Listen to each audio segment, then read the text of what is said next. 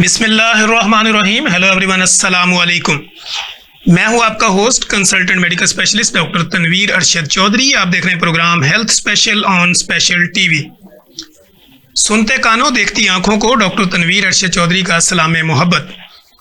जैसे कि हमारी तमाम ऑडियंस जानती है कि हमने हमेशा करंट इशू को टाइटल करने की कोशिश की है।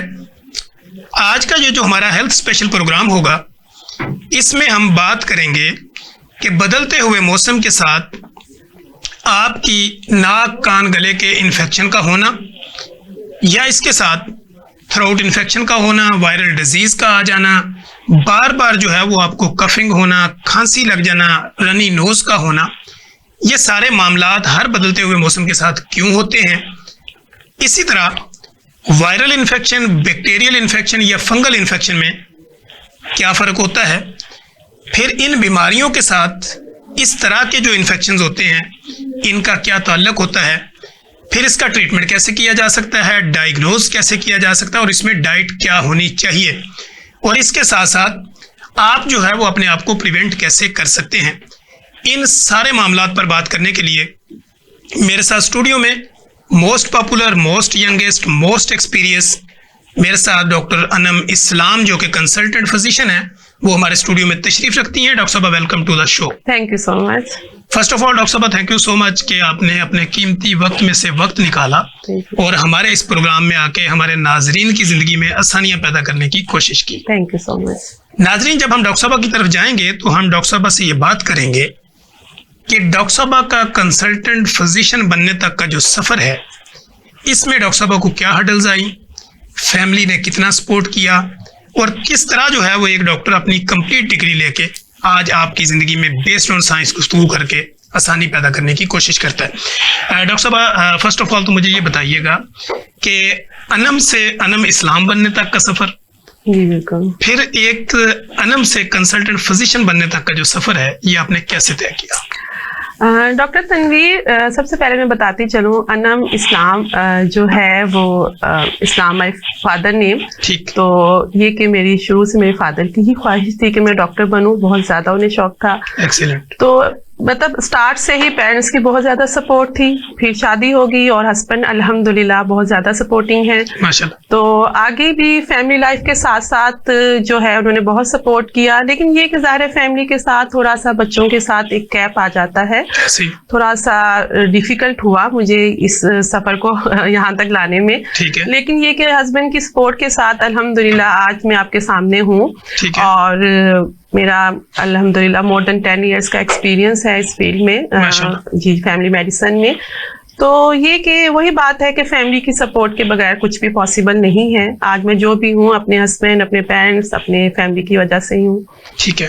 अच्छा डॉक्टर साहब, ये कंसल्टेंट फिजिशियन बनने का जो कॉन्सेप्ट है, जी जी, या ये आपका शौक था? आप डर्मेटोलॉजी में क्यों नहीं गई, आप गायनी में क्यों नहीं गई और आपने फिजिशियन का रोल क्यों नहीं, डॉक्टर तनवीर, मुझे एक्चुअली बहुत शौक था कि मैं हर फील्ड, हर डिपार्टमेंट, हर तरह का पेशेंट डील करूं। ठीक। तो मैं बाउंड नहीं, मुझे नहीं पसंद था कि मैं एक ही जो है स्पेशलिटी में बाउंड होके रह जाऊं। तो जब आप as a family medicine specialist जब आप पेशेंट डील करते हैं तो हमारे पास फिर हर तरह का पेशेंट आता है। उसमें आप चेस्ट का ले लें, उसमें आप गैस्ट्रो का पेशेंट ले लें, उसमें आप ENT रिलेटेड ले लें, उसमें डर्मा भी है, फिर उसमें गायनी का भी एक टच है कि आप गायनी और ऑप्स का पेशेंट भी देखते हैं। तो मैं यानी जो फिल्ट्रेशन होती है वो फिजिशियन के थ्रू। एग्जैक्टली। तो जहाँ पे आपको लगता है कि जी अब जो है वो स्पेशलिस्ट का ओपिनियन चाहिए, वहां पे फिर हम अपने पेशेंट को रेफर कर देते हैं। लेकिन उससे पहले तक हमारे पास हम जो है वो फ्री हैंड होते हैं, हम हर तरह का पेशेंट देख सकते हैं। तो हमारे पास कोई बाउंडेशन नहीं है as a family medicine physician. तो यही मेरा एक पर्पस था, मुझे पसंद भी था और बहुत ज़्यादा जो आप कह लें कि इमरजेंसी का मेरा एक्सपीरियंस है। तो आपको पता है इमरजेंसी में फिर हर तरह का पेशेंट आता है, तो वो पेशेंट डील करके तो मुझे बहुत ज़्यादा मेरा एक्सपोजर हो चुका था हर तरह का पेशेंट देखने का। तो फिर मैंने इसी को ही कंटिन्यू किया। ठीक हो गया। अच्छा डॉक्टर साहब, जो हमारी ऑडियंस, जो हमारे HOs या PGR हमें देख रहे होंगे या मेडिकल के स्टूडेंट हमें देख रहे होंगे, तो आपका उनके नाम क्या पैगाम होगा कि क्या वो भी फैमिली फिजिशियन बने या वो डिफरेंट जो स्पेशलिटी है उसमें जाए? देखिए वही बात है कि आपके इंटरेस्ट पे डिपेंड करता है, लेकिन एज अ फीमेल मैं सजेस्ट करूंगी उन तमाम फीमेल्स को जो कि किसी ना किसी वजह उससे जो है घर पे बैठी हुई है, बाउंड है फैमिली के साथ, बच्चों के साथ, अपने करियर को परस्यू नहीं कर सकी, उनके लिए ये ऑप्शन बहुत अच्छा है कि वो फैमिली मेडिसिन को चूज करें, आगे आए। और ये कि आप बाउंड नहीं होते, आपका उस तरह से लॉन्ग ड्यूटी आवर्स नहीं होते, आप घर पे प्रैक्टिस स्टार्ट कर सकते हैं। तो फीमेल्स के लिए ये बहुत अच्छी फील्ड है। और आपको पता है हमारे पाकिस्तान में अभी इतना डेवलप नहीं है, लेकिन कोशिशें जारी हैं। बहुत प्रोफेसर नासिर शाह का भी आपको उनका इल्म होगा, वो काफ़ी एफर्ट्स कर रहे हैं इसको स्टैब्लिश करने में। लेकिन अगर आप बाहर जाएं दूसरे कंट्रीज में तो वहाँ फैमिली मेडिसिन बहुत ज़्यादा वेल स्टैब्लिश्ड है। तो मैं तो फीमेल्स को ज़रूर ये सजेस्ट करूंगी, जो भी मेरी जूनियर्स हैं या जो भी सीनियर्स हैं, कि वो इस फील्ड को मस्ट चूज करें। उनके लिए ये बहुत फिजिबल है, विद फैमिली लाइफ आप इसको इजीली कंटिन्यू कर सकते हैं। ठीक हो गया। अच्छा डॉक्टर साहब, जब से आप कंसल्टेंट फिजिशियन हैं, और फिजिशियन का ये कहा जाता है कि वो लोगों के रिश्ते भी करवाते हैं और लोगों की लड़ाई जो झगड़े होते हैं उनके मसाइल को भी हल करवाते हैं, क्योंकि वो इतने क्लोज होते हैं लोगों के। तो आज के दौर में बदलते हुए मौसम के साथ जो इन्फेक्शंस आती हैं, इनकी रीजन क्या होती है? अच्छा डॉक्टर तनवीर, देखिए जो सीजन के साथ जो इन्फेक्शंस का कनेक्शन होता है, मोस्टली जो वायरल इन्फेक्शंस होते हैं, आपको पता है वायरस को ग्रो करने के लिए, उसकी रेप्लिकेशन के लिए उसको कोल्ड वेदर चाहिए होता है। ठीक। तो जैसे ही हमारा वेदर चेंज होता है, ये आप लगा लें नवंबर से मार्च अप्रैल तक ये हमारा ठंडा वेदर होता है, तो इसमें वायरल बहुत तेजी से जो है वो रेप्लिकेट होते हैं, ग्रो करते हैं। तो इस वजह से ये वायरल इन्फेक्शंस जो है इनकी मतलब पेशेंट्स लोड हमारा बहुत ज्यादा बढ़ जाता है। दूसरा ये कि हमारी अपनी इम्यूनिटी भी, जब हम एक वेदर से एक सीजन से दूसरे सीजन में शिफ्ट होते हैं, तो हमारी अपनी इम्यूनिटी भी थोड़ी सी कंप्रोमाइज्ड होती है। तो हमारी बॉडी में भी बहुत चेंजेस आ रही होती हैं, तो उस वजह से भी हम बहुत इजीली इन्फेक्शन को कैच कर लेते हैं। ठीक है। अच्छा डॉक्टर साहब, जो छोटे बच्चे होते हैं, कोई मदर फीड है या वो फीडर लेते हैं या वो फार्मूला मिल्क के ऊपर है, इनके बारे में अक्सर ये कहा जाता है कि ये वो फार्मूला मिल्क वाले या मदर फीड वाले, इनका गला अक्सर खराब होता है हर बदलते मौसम में, गर्मी हो या सर्दी हो। तो आम माँ कैसे समझे कि इसको मैं कैसे महफूज बना सकूं? फिर वही बात आ जाएगी इस पे हाइजीन पे। देखिए वायरल इन्फेक्शन स्प्रेड ही आपका इसी तरह से होता है, क्योंकि ये ड्रॉपलेट्स इन्फेक्शन होते हैं। ठीक है। तो वो जब घर में किसी एक फर्द को भी इन्फेक्शन हुआ है तो वो इजीली, क्योंकि वो एक आपको पता है हमारे जो घर है बिल्कुल ही जो है वो कंजेस्टेड सा इन्वायरमेंट होता है, बहुत वेल जो है वो आप कह लें कि सिस्टम उस तरह का नहीं होता, सफाई का प्रॉपर ख्याल नहीं होता। बिल्कुल। तो वो फीडर अगर मदर दे रही है, बॉटल फीड पे है, तो उसकी प्रॉपर वॉशिंग नहीं हो रही, हैंड्स वॉश नहीं प्रॉपर तरीके से हो रहे, जिस हैंड से मदर या जो भी आपके घर में वो फीडर बना रहा है, बच्चों का क्लोज कॉन्टेक्ट होता है मदर्स के साथ, जाहिर सी बात है, या फिर सिबलिंग्स के साथ, तो वो इजीली इन्फेक्शन ट्रांसफर हो रहा होता है। और सेकंड बात ये कि बच्चों की immunity as compare to adult कम होती है। ठीक है। तो ये वजह होती है कि बच्चों में और ओल्ड एज जो पेशेंट्स होते हैं, अब आप 65 ईयर्स ओल्ड ले लें, उनमें इजीली वायरल इन्फेक्शन कैच करने के चांसेस होते हैं एज कंपेयर टू अडल्ट्स, क्योंकि उनकी इम्यूनिटी बेहतर होती है। तो यही दो वजूहात होती हैं, एक तो ये कि हाइजीन प्रॉपर नहीं होती, दूसरा इम्यूनिटी कम होती है बच्चों में और ओल्ड पेशेंट्स में। ठीक है। अच्छा डॉक्टर साहब, चूंकि आपका एक्सपोजर आउट ऑफ कंट्री का भी है, मालदीव जैसे मुल्क में भी आपने काम किया, और पाकिस्तान में भी चूंकि आप डिफरेंट हॉस्पिटल्स में और डिफरेंट जगह पे पेशेंट के साथ आपका एक्सपोजर होता है, तो आप क्या समझती हैं कि उन कंट्रीज में और हमारे मुल्क में हाइजीन का लेवल जो है वो एक जैसा है या इसमें डिफरेंस कितना है? हाइजीन की जहां तक बात करें डॉक्टर तनवीर, कोई खास डिफरेंस मुझे नहीं नजर आया। ठीक है। वहां भी वायरल बहुत ज्यादा कॉमन था, बल्कि और वहां पे एक चीज ये थी कि क्योंकि वो मालदीव एक आपको पता है ओशन है, वहां पे ह्यूमिडिटी बहुत है एयर के अंदर, तो वहां पे कोल्ड, कफ और जो है अस्थमा, ये जो जितने भी चेस्ट रिलेटेड डिजीजेस थी वो बहुत ज्यादा थे एज कम्पेयर टू पाकिस्तान। हमारे एक खास एक मंथ होते हैं, एक सीजन होता है जिसमें हमारे ये इन्फेक्शन होते हैं, लेकिन उनके पूरे साल ये मसला उनका चलता रहता है। तो हाइजीन हमारी बहुत बेहतर है, इस तरह की बात नहीं है, लेकिन वही बात है कि थोड़ी अवेयरनेस की जरूरत है, इस पे डिस्कशन की जरूरत है, वो हमारे यहाँ जरा कम है। हम ऐसे टॉपिक्स को लेके नहीं बैठते। ये आपने बहुत अच्छा एक इनिशिएटिव लिया है जो हम इस पे डिस्कस कर रहे हैं, तो बाकी इतना कोई खास मुझे फर्क नहीं लगा। ठीक है, यानी पूरी दुनिया में बल्कि बड़े-आज़म एशिया के अंदर ये सेम एक जैसा ऐसा ही है। बिल्कुल। अच्छा डॉक्टर साहब, हमारे यहाँ ये कॉन्सेप्ट है, माएँ ये समझती हैं कि अगर बच्चे की चेस्ट प्रॉब्लम हो गई, अब मैंने इसको दही नहीं देना, अब मैंने इसको चावल नहीं देने, अब हमने इसको दूध नहीं पिलाना। बिल्कुल। तो क्या ये रियलिटी है या ये एक मिथ है? ये बिल्कुल एक मिथ है और ये बहुत कॉमन है। अभी लास्ट ड्यूटी पे ही मुझसे एक मदर पूछ रही थी कि इनको चेस्ट इन्फेक्शन है हस्बैंड को, तो मैं इनको दूध दे दूं, मैं दूध के साथ कोई ब्रेड दे दूं? मैंने कहा बिल्कुल नहीं, दूध का कफ के साथ कोई ताल्लुक नहीं है। आप ठंडा दूध मत दें, अगर आपको ऐसा फील हो रहा है आप उन्हें वार्म करके आप दे दें। इवन कि आप, हमारे यहाँ बहुत अच्छा गोल्डन मिल्क का कल्चर स्टार्ट हुआ है, हल्दी के साथ आप दूध, हाँ आप वो नहीं दें, वो बहुत बेहतर है इनके लिए। तो ये एक टोटली मिथ है कि आपने जो है वो केला नहीं खाना, आपने राइस नहीं लेने, आपने दूध नहीं पीना क्योंकि खांसी है, बलगम है, आपने ऑरेंज नहीं लेने क्योंकि गला खराब है। हालांकि आपको पता है ऑरेंज में विटामिन सी होता है और वो इम्यूनिटी बूस्ट करता है आपका। तो बस एक मिथ है, कोशिश करते रहना चाहिए। मेरी भी कोशिश होती है कि मैं जितना पेशेंट को काउंसिल कर सकूं, लिटिल एफर्ट्स, आपको पता है आहिस्ता आहिस्ता जो है वो चेंज आ जाता है, लेकिन ये टोटली मिथ है, इसमें कोई भी ऐसी रियलिटी नहीं है। ठीक है। अच्छा डॉक्टर साहब, वो लोग जो किसी भी तरह की सेल्फ मेडिकेशन करते हैं, अगर उनको कोई थ्रोट इन्फेक्शन हुआ, गले का इन्फेक्शन हुआ, या उनको कफिंग हो गई या गले में दर्द हुआ, तो खुद से एंटीबायोटिक का इस्तेमाल करना, खुद से पेन किलर लेना या एंटीहिस्टामिन लेना या एंटी एलर्जिक का लेना, क्या ये कितना खतरनाक हो सकता है और सेल्फ मेडिकेशन कितनी खतरनाक हो सकती है? ये डॉक्टर तनवीर, ये सिर्फ हमारे यहाँ ही है, पाकिस्तान में ही है, ये कहीं भी नहीं है कि आप over the counter pain killers भी ले सकें विदाउट डॉक्टर प्रिस्क्रिप्शन। और सबसे बड़ा अलमिया ये है कि वायरल इन्फेक्शंस में इतनी ज्यादा एंटीबायोटिक्स का इस्तेमाल किया जाता है, इसमें कोई इसका रोल नहीं है, एंटीबायोटिक का रोल नहीं है। वायरल इन्फेक्शन सेल्फ लिमिटेड होता है, खुद ही सबसाइड हो जाता है विद इन 3 to 5 days। आपने सिर्फ अपनी हाइड्रेशन मेंटेन करनी होती है, आप अपनी डाइट पे फोकस करें, आप रेस्ट करें।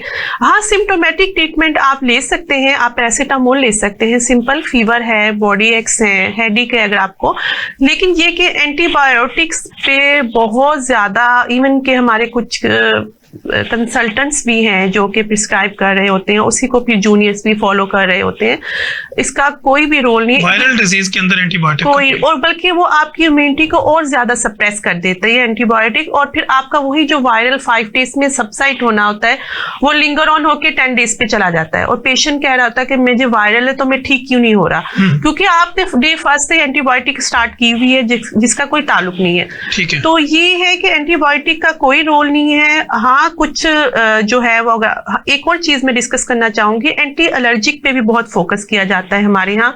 अगर रनी नोज है, फौरन से एंटीहिस्टामिन पे हम आ जाते हैं, जबकि वायरल इन्फेक्शन में एंटीहिस्टामिन का कोई रोल नहीं है।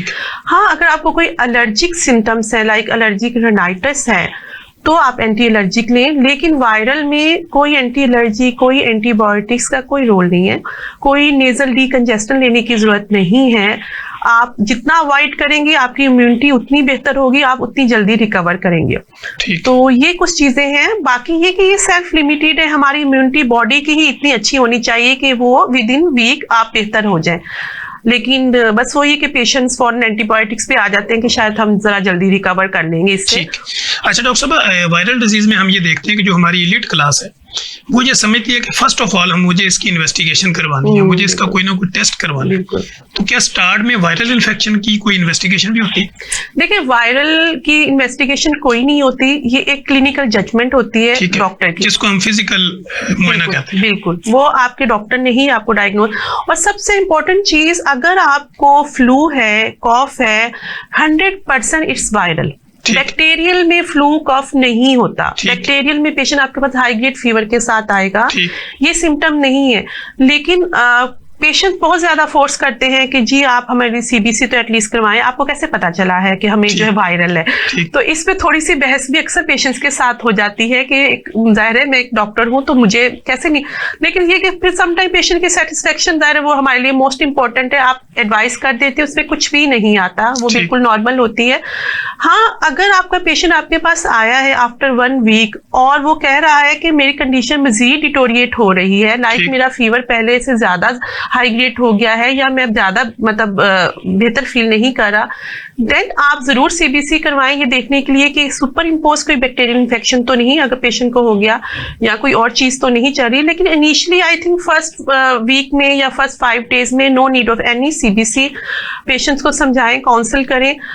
मेरे ख्याल में पेशेंट मोस्टली समझ भी जाते हैं अगर आप अच्छे तरीके से, डिपेंड करता है काउंसलिंग पे भी कि आप पेशेंट को कैसे काउंसिल कर रहे हैं। अच्छा डॉक्टर साहब, हम ये देखते हैं कि अक्सर लोगों को जब टेम्परेचर होता है 2 से 3 दिन, तो उसके बाद सीबीसी का, जैसे आपने नाम लिया एक टेस्ट का, तो ये लोगों को आम याद है, वो हर जगह पे जाते हैं कि सीबीसी करवा लें।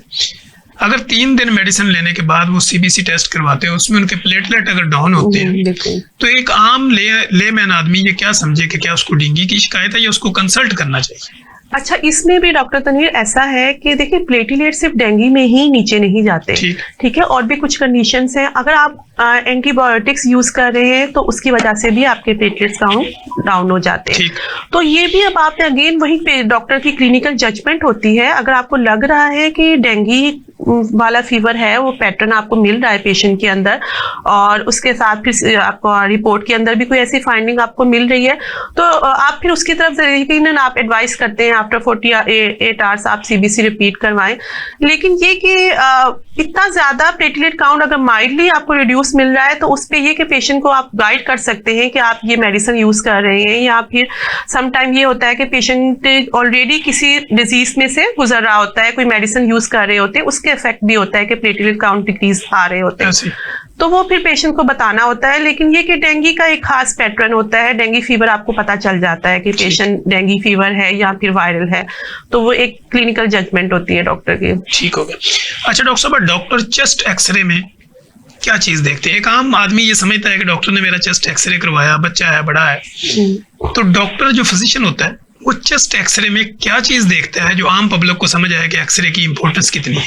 देखिए, चेस्ट एक्सरे की वही बात है, अगेन वो भी तभी एडवाइस किया जाता है अगर आपको पेशेंट का फीवर सेटल नहीं हो रहा या फिर साथ में पेशेंट कंप्लेन कर रहा है कि मुझे सांस लेने में मसला है, शॉर्टनेस ऑफ ब्रेथ है, और आप वाइटल्स जब देखते हैं तो उसमें सैचुरेशन ड्रॉप हो रही है, तो फिर आप कहते हैं कि नहीं, मुझे देखना चाहिए कि हो सकता है पेशेंट नमूनिया की तरफ जा रहा हो या हो सकता है कोई फ्लूड हो, कोई हो, देन आप एडवाइस करते हैं।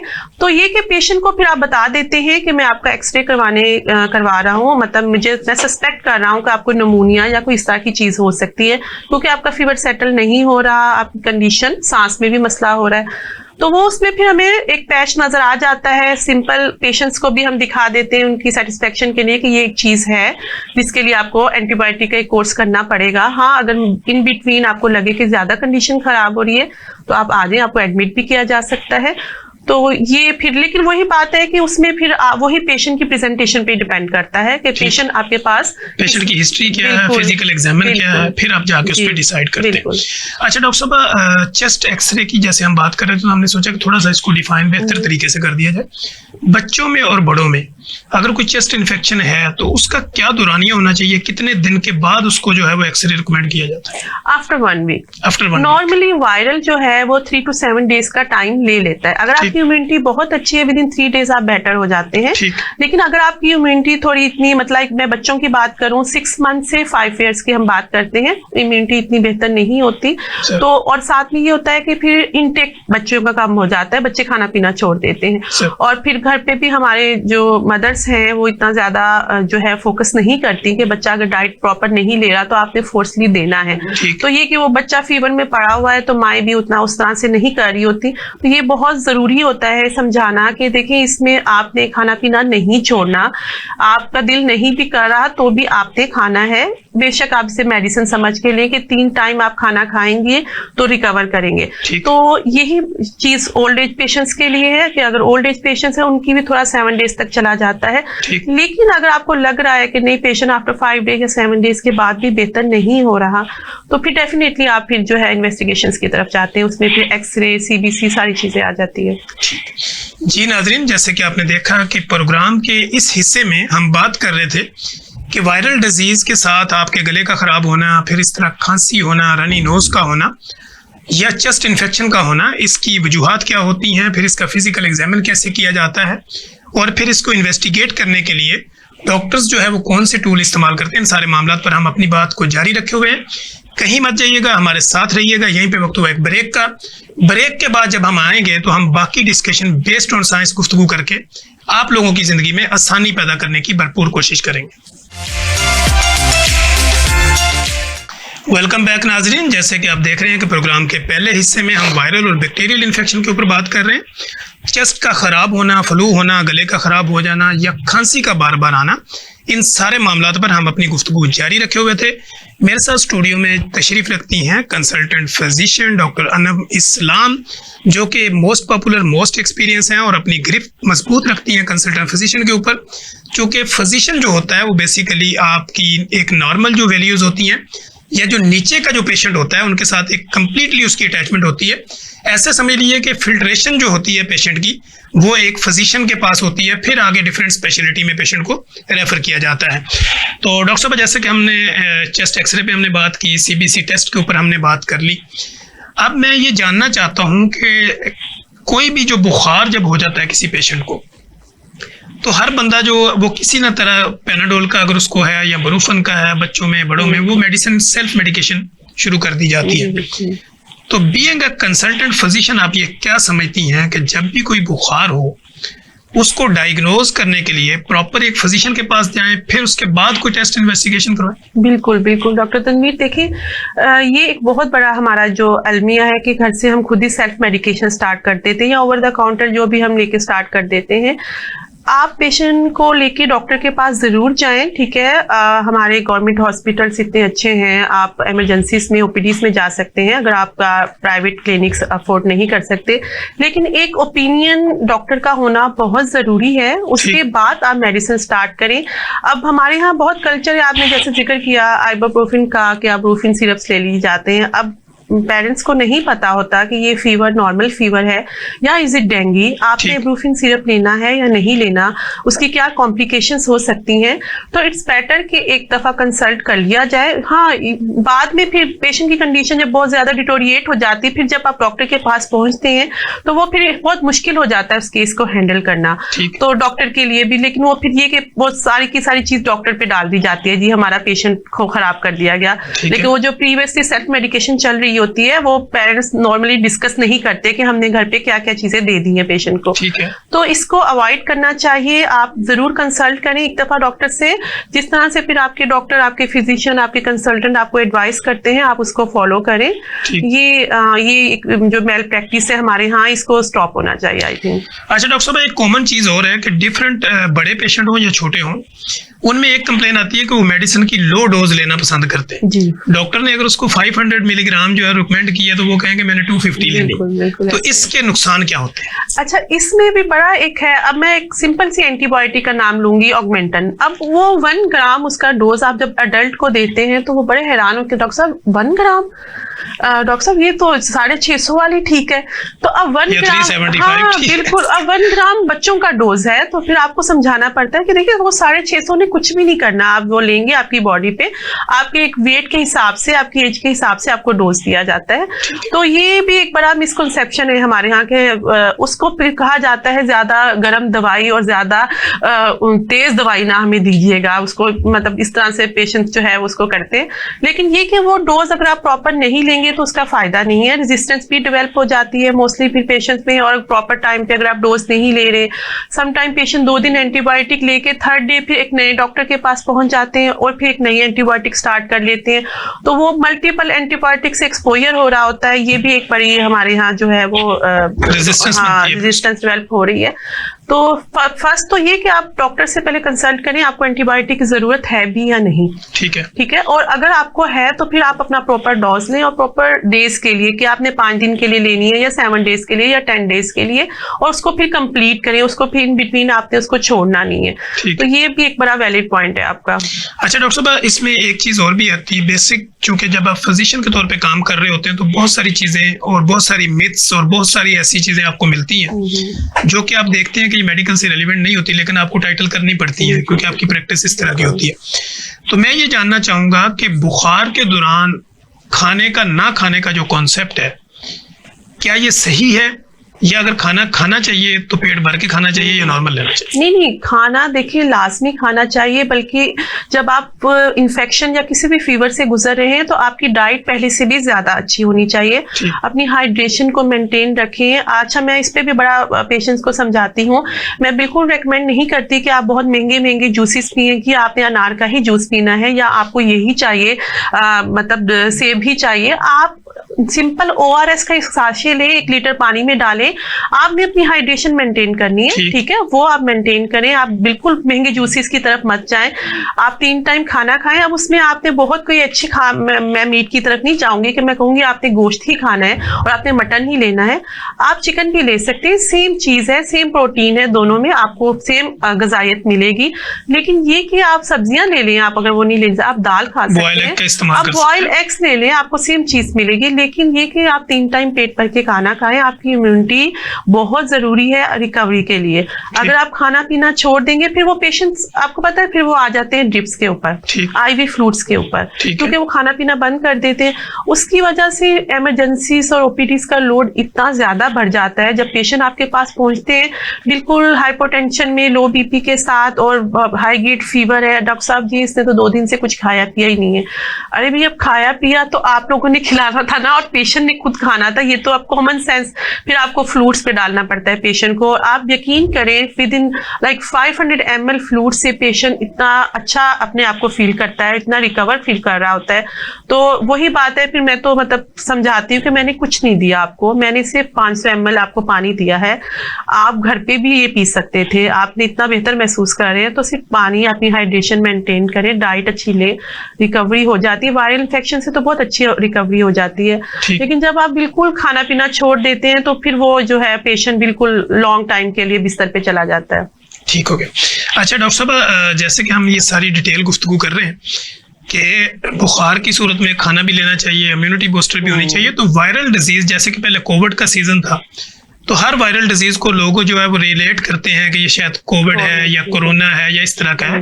इस कंफ्यूजन को खत्म करने के लिए वायरल डिजीज को आप किस तरह डिफाइन करते हैं? देखिए, अगर वायरल और कोविड को हम सेम भी ले लें तो दोनों की सेम ही सिम्टम्स हैं, ठीक है, सेम ही ट्रीटमेंट है, हमने कुछ भी नहीं करना, ठीक है। हम अगर पेशेंट को लग भी रहा है कोविड है तो ठीक है, कोविड भी एक वायरल ही इन्फेक्शन है, आपने सिम्टोमेटिक ट्रीटमेंट ही लेना है, आपने अपनी डाइट, अपनी हाइड्रेशन ही मेंटेन करनी है। कोविड भी तभी जाके आप कहें कि वो डेंजरस होता है जब ओल्ड में या यंग पेशेंट्स, बच्चों में हो, या फिर कोई ऐसे पेशेंट जिनको ऑलरेडी लाइक डायबिटिक है, हाइपरटेंसिव है, CKD के पेशेंट्स हैं, ऑलरेडी जो है वो अस्थमेटिक है या COPD का पेशेंट है, इनहेलर्स ले रहे हैं, स्टेरॉइड्स पे हैं, तो उनके लिए कोविड जो है वो मसला बनता है। लेकिन सिंपल कोविड से रिकवरी भी ऐसे ही होती है जैसे वायरल इन्फेक्शन से होती है। तो ये एक जरा खौफ है, आपको पता है वो एक कोविड का जो हमारा गुजरा है उससे, तो पेशेंट्स को समझाना पड़ता है कि वो डिफरेंट स्ट्रेन्स भी होते हैं कोविड के। अब भी कोविड के साथ पेशेंट आते हैं, लेकिन ये कि वो उस तरह से बहुत ज्यादा जो है वो कॉम्प्लिकेटेड केसेस नहीं होते, वायरल, सिंपल वायरल है और रिकवर कर जाते हैं। और वही बात है कि एंटीबायोटिक्स नहीं लेनी है, आपको गाइड करना पड़ता है कि आपने किस किस चीज पे फोकस करना है, रेस्ट करें, पेशेंट रिकवर हो जाता है विद इन 5 to 7 days। ठीक। डॉक्टर साहब, वायरल डिजीज से बचने का आसान फार्मूला क्या होगा? देखिए, सबसे मोस्ट इम्पोर्टेंट चीज वही बात है, हाइजीन, मास्क पहने, हैंड वॉश बार बार करें। जब भी एक पेशेंट आपको देखिए, अगर आप ऑफिस में हैं तो वहां पे एक पेशेंट है तो वो अगर कॉफ करेगा या स्नीज करेगा तो वो कितने लोगों को जो है वो ड्रॉपलेट्स के थ्रू ट्रांसफर कर रहा है। थ्रो बनेगी। बिल्कुल बिल्कुल। वो पेशेंट जो इन्फेक्टेड है उसे भी मास्क पहनना चाहिए, और जो सराउंडिंग में लोग बैठे हुए हैं जिनको नजर आ रहा है कि एक पेशेंट ऑलरेडी बीमार है, उनको भी कोशिश करनी चाहिए कि वो हैंड वॉश बार बार करें और अननेसेसरी अपने माउथ, अपने नोज, अपने आईज को टच मत करें। हमारी एक बहुत आदत होती है फेस पे हाथ लगा लिया, मतलब टेबल्स चेयर्स पे हमने टच किया और बाद में हमने अपने फेस को टच कर लिया, तो वो ट्रांसफर हो रहा था थ्रू हैंड्स। अगर ड्रॉपलेट्स के थ्रू नहीं भी हो रहा तो हम हैंड्स के थ्रू ट्रांसफर कर रहे होते। तो ये कि अगर हम ये कुछ चीजों का ख्याल रख लें, पहले तो इन्फेक्टेड पर्सन है, मैं एडवाइस हमेशा करती हूँ कि आप 1-2 दिन रेस्ट ले लें, आप मत जाएं। अगर आप बाहर ना निकलें, आइसोलेट में। बच्चे हैं तो स्कूल से ऑफ ले लें, लेकिन वही बात है, मदर्स जो है वो मेडिसिन दे के स्कूल भेज देती हैं कि चले आधा दिन तो हमारा अच्छा गुजरेगा, यहाँ से बीमारी निकले आगे। बिल्कुल। और वो फिर पूरी क्लास के बच्चे इन्वॉल्व होते हैं उससे, तो बच्चों में सारे इम्यूनिटी भी उस तरह से नहीं होती। और अगर कोई अडल्ट है तो वो भी, उनकी भी कोशिश होती है मेडिसिन लेके ऑफिस में चले जाएं या ड्यूटीज पे चले जाएं।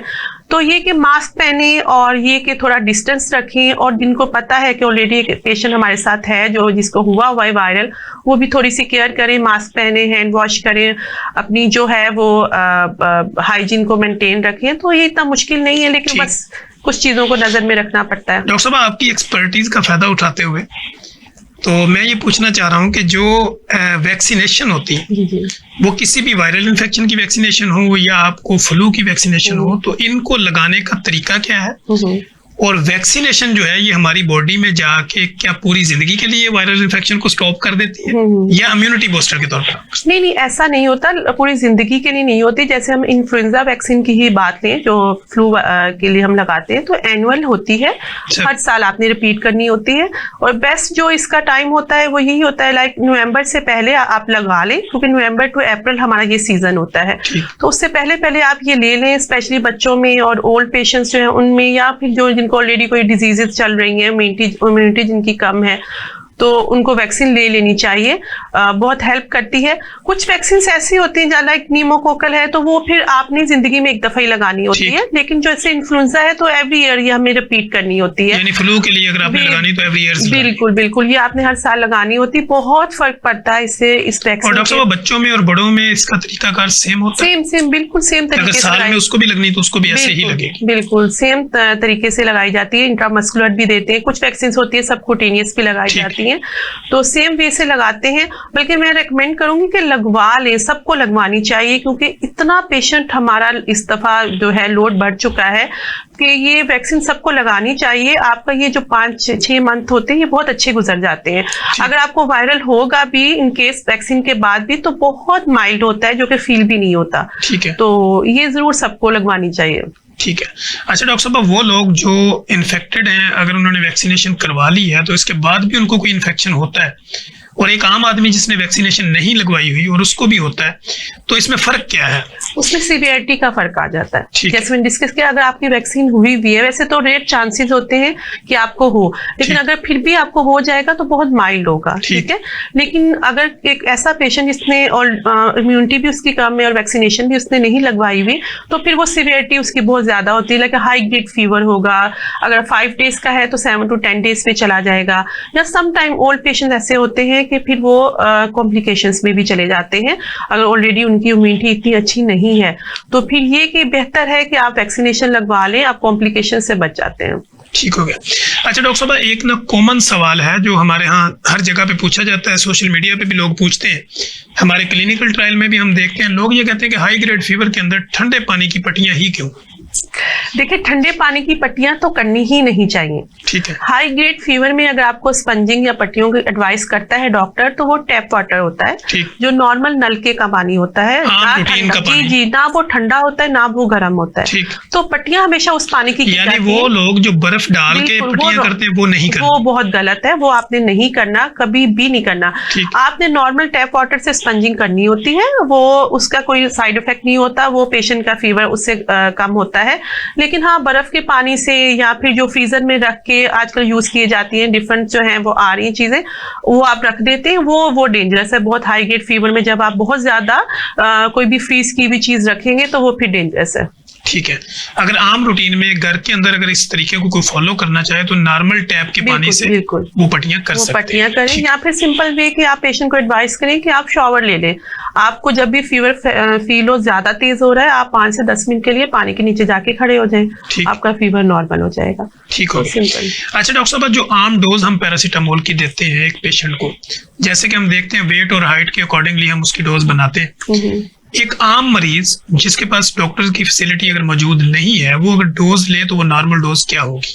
देखिए, हम जो है वो पैरासीटामोल 1000 जो है ना वो मिलीग्राम तक ले सकते हैं, यानी 1 ग्राम तक। यानी जो एक टैबलेट होती है वो 500 की होती है। आप 2 टैबलेट एक साथ ले सकते हैं। एवरी 6 आवर्स आप रिपीट कर सकते हैं। 6 घंटे के बाद 6 घंटे के बाद आप रिपीट कर सकते हैं 2 पैरासीटामोल की जो टैबलेट्स होती हैं। ठीक, तो वो सेफ होता है। सम टाइम ये कि पेशेंट्स जो है वो 4-4 घंटे बाद भी ले रहे होते हैं, तो वो जरा अर्ली हो जाता है। एटलीस्ट आप TDS का डोज है, बहुत ज्यादा अगर आपको टेम्परेचर है तो आप 6 घंटे के बाद रिपीट कर लें। और यही अगर हम बच्चों में करेंगे तो उनको सिरप फॉर्म में, ये बच्चों को सिरप फॉर्म में, वो फिर डिफरेंट देखें बच्चों के वेट पे आ जाता है, और वेट के अकॉर्डिंगली फिर आप उसको कंसल्ट किए बगैर आप कोई भी मेडिकेशन नहीं कर सकते। जी बिल्कुल, वो वेट के अकॉर्डिंगली फिर बच्चों का डोज निकाला जाता है। ठीक हो गया। अच्छा डॉक्टर साहब, अब जैसे कि हम हाइजीन की बात कर रहे थे, तो हम देखते हैं कि हमारे मुल्क में टाइफाइड फीवर का कॉन्सेप्ट भी लोगों में आम होता है। जी। तो लोग ये कहते हैं कि मुझे चूंकि जिंदगी में एक दफा टाइफाइड हुआ था, अब मुझे हर साल होना है। हाँ जी। क्या ये मिथ है, रियलिटी है, क्या है? ये भी देखिए, असल में पता क्या है, टाइफाइड का एक तो जो टेस्ट करवाया जाता है अब तो वो कंसीडर ही नहीं किया जाता। अब तो बिल्कुल चेंज हो गया कि आपने ब्लड कल्चर करवाना होता है। वो जो पहले वाला टाइफाइड करवाते थे उसमें जो सबका पॉजिटिव आता था। अब ब्लड कल्चर में भी एक ये चीज है कि जब आप करवाते हैं उसमें आपके IgG पॉजिटिव ही आएंगे। अगर आपको एक दफा टाइफाइड हो गया है तो वो पेशेंट जब वो रिपोर्ट्स देखते हैं तो वो पेशेंट को लगता है कि मुझे अब फिर दोबारा से टाइफाइड ही है। ऐसा नहीं है, उसमें फिर डिफरेंट IgMs हम देखते हैं, एंटीबॉडीज जो होती हैं, वो उस हिसाब से फिर जो है वो डायग्नोस किया जाता है। बाकी ये कि टाइफाइड ऐसा नहीं है कि एक दफा आपको हो गया है तो आपको दोबारा होगा। अब तो टाइफाइड की वैक्सीनेशन भी जो है अवेलेबल है, और हमारे जो है EPI स्केड्यूल के अंदर भी अब ऐड होगी है, बच्चों को भी करवाई जा रही है। तो अगर आपको लगता है कि आप ऐसे एरिया में हैं जहाँ बहुत ज्यादा कॉन्टामिनेटेड वाटर है, जहाँ फूड ऐसा आपको खाना पड़ रहा है, बाहर से आप खाते हैं, तो इट्स बेटर कि आप वैक्सीनेशन करवा लें, इसका मतलब एक्सपोजर, ताकि आपका कम हो जाए। ठीक है। तो डॉक्टर साहब, टेम्परेचर के अंदर एंटीबायोटिक का इस्तेमाल कब किया जाता है, जब बिल्कुल नहीं करना चाहिए? टेम्परेचर पे अगेन वही बात आ जाती है कि अगर आपके डॉक्टर को लग रहा है कि इट्स अ बैक्टीरियल इन्फेक्शन, ठीक है, तो आपका डॉक्टर एडवाइस करेगा। वैसे तो नॉर्मली CBC करवा ली जाती है, डॉक्टर करवा लेते हैं। जब उनको लगे कि ये वायरल नहीं है तो डॉक्टर आपकी CBC करवा लेते हैं। उसमें अगर आपको इन्फेक्शन आ रहा है, आपके न्यूट्रोफिल काउंट ज्यादा है, तो फिर आपको एंटीबायोटिक एडवाइस की जाती है। खुद से मत करें, वही बात है, खुद से एंटीबायोटिक मत यूज करें, डॉक्टर से कंसल्ट कर लें, एक रिपोर्ट करवा लें, जैसे फिर आपके डॉक्टर आपको एडवाइस करें फिर आप एंटीबायोटिक स्टार्ट करें। ठीक है। डॉक्टर साहब, एंटीबायोटिक का मैक्सिमम और मिनिमम पीरियड क्या होगा? देखिए, एंटीबायोटिक्स डिपेंड करता है, वैसे तो कम से कम 5 डेज के लिए दी जाती है। 3 डेज जब भी आपने स्टार्ट कर ली, बिल्कुल, अगर आप 2 डेज में भी सेटल हो गए तो लेकिन आपने कंटिन्यू रखना है, अपना कोर्स कंप्लीट कर लें। फिर कुछ फीवर्स ऐसे होते हैं जिसमें समटाइम डॉक्टर को लग रहा होता है कि 7 डेज के लिए भी दी जा सकती है, 10 डेज का भी पीरियड होता है। फिर टाइफाइड भी उसमें आ जाते हैं, डिफरेंट फीवर्स हैं, वो फिर बहुत ज्यादा कॉम्प्लिकेटेड कंडीशंस होती हैं, और 14 डेज का भी कोर्स होता है। समटाइम ओरल नहीं, फिर डॉक्टर IV एंटीबायोटिक्स पे भी डाल देते हैं। तो वो फिर टोटली डॉक्टर की पेशेंट टू पेशेंट वेरी करता है। बिल्कुल, और हर पेशेंट की कंडीशन बिल्कुल उसके हिसाब से होता है। अच्छा डॉक्टर साहब, हम ये देखते हैं कि डिफरेंट ऐसे पेशेंट हमारे क्लिनिकल ट्रायल में रिपोर्ट होते हैं, चूंकि आपका भी बहुत एक्सपोजर है, कि ऐसे पेशेंट जिनको टेम्परेचर के साथ डायरिया हो जाता है, या उनको ये लगता है कि लूज मोशन इस कदर आ रहे हैं कि वहां से भी उनकी डिहाइड्रेशन हो चुकी है और टेम्परेचर भी रहता है, तो ऐसे पेशेंट को होम रेमेडी के तौर पे किस तरह ट्रीट किया जा सकता है? देखिए, अगेन फिर वही चीज है कि अगर आपको फीवर है और साथ में लूज स्टूल है, वायरल में भी ये कॉमन है, जब आपको वायरल होता है उसमें सिर्फ आपको फ्लू और आपके रनी नोज और आपका गला खराब, ये सारी चीजें नहीं होती, वॉमिटिंग के साथ भी पेशेंट आ रहा होता है, लूज स्टूल्स के साथ भी आ रहा होता है। डिपेंड करता है कि कितने एपिसोड्स आपको हो रहे हैं लूज स्टूल्स के। अगर आपको लग रहा है कि बहुत ज्यादा मल्टीपल एपिसोड्स हैं, डिहाइड्रेशन बहुत ज्यादा हो रही है, फिर तो मैं आपको यही सजेस्ट करूंगी कि आप आ जाएं डॉक्टर के पास, ठीक है, अपना वाइटल किसी भी इमरजेंसी से बिल्कुल वाइटल चेक करवाएं। अगर आपको लग रहा है आपको आईवी फ्लूइड की जरूरत है तो फिर जाहिर है आपके डॉक्टर आपको जरूर एडवाइस करेंगे। लेकिन घर पे वही बात है कि सिंपल ORS हमारे पास अवेलेबल है, बेस्ट है। आप घर पे बनाएं, 1 लीटर वाटर के अंदर आपने एक साशे डालना होता है, तो आप वो उसको यूज करें after every episodes of vomiting and loose stool. अगर आपको लग रहा है आपको एक बार वॉमिटिंग हुई, आपने लूज टूल पास किया, आप उसके बाद 1 गिलास ORS का पी सकते हैं। सेफ है, बहुत इजीली घर पे बनाया जा सकता है। डॉक्टर साहब थैंक यू सो मच, बड़ी मजे की गुफ्तगू आपके साथ हुई। क्योंकि जब हम स्टूडियो में होते हैं टाइम लिमिटेशंस होती है, वरना इस टॉपिक को और भी मजीद अच्छे तरीके से किया जा सकता था। डॉक्टर अनम इस्लाम का पब्लिक के नाम क्या पैगाम और पब्लिक आपसे कांटेक्ट कैसे करे?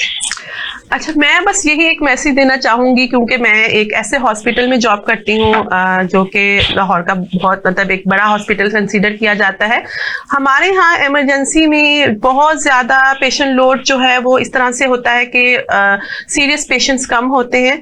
लाइक वायरल इन्फेक्शंस के साथ जैसे हमने जिक्र किया है, पेशेंट आ रहे हैं, या सिंपल हेडेक है, या बॉडी एक्स है, या मसल स्पाज्म है। जो एक्चुअल पेशेंट होता है वो हमारा सफ़र करता है, ठीक है। डॉक्टर्स एग्जॉस्ट हो जाते हैं ऐसे पेशेंट्स को देख के जिनको इमरजेंसी नहीं होती, लेकिन जो हमारा एक्चुअल पेशेंट होता है जिसको डॉक्टर की कंसंट्रेशन चाहिए, प्रॉपर तवज्जो चाहिए, वो फिर सफ़र करता है। ये मेरी एक रिक्वेस्ट है सब लोगों से, टाइम देख लिया करें थोड़ा सा, उस हिसाब से जो है वो फिर आप हॉस्पिटल्स की तरफ आएँ। लेट नाइट अगर आपको लगता है कि आप घर पे मैनेज कर सकते हैं तो प्लीज़ मैनेज करें, इमरजेंसी का रुख मत करें, आउटडोर्स में ज़्यादा से ज़्यादा आएँ। बाकी अगर मेरे साथ कोई भी कंसल्ट करना चाहें तो मेरा नंबर आई थिंक आप यहाँ पे शेयर कर सकते हैं, आप डायरेक्टली मुझसे कॉन्टैक्ट कर सकते हैं।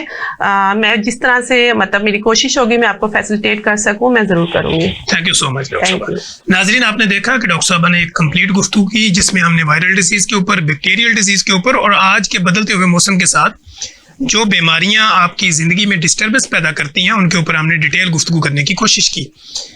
आप हमारे इस हेल्थ स्पेशल जो प्रोग्राम है इसके कमेंट बॉक्स में आके डॉक्टर साहब का डायरेक्ट कांटेक्ट और अपॉइंटमेंट भी आप ले सकते हैं, और किसी भी तरह की अपनी जो आपकी राय है उसका आप नेगेटिव पॉजिटिव जो भी है उसका इजहार ज़रूर करें।